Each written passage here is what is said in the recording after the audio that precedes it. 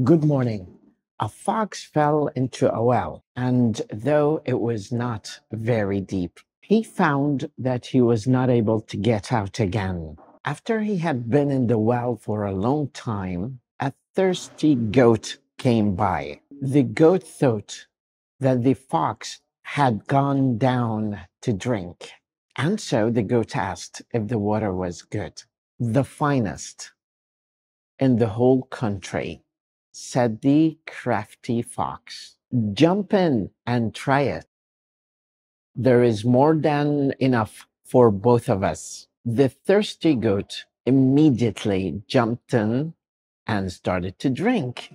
The fox just quickly jumped on the back of the goat and leaped from the tip of the goat's horns out of the well. The foolish goat saw what kind of plight he had got himself into and begged the fox to help him out. But the fox was on his way to the woods.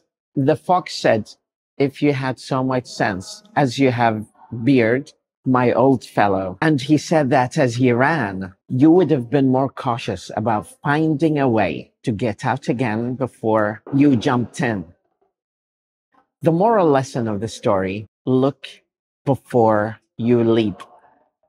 Have a wonderful day.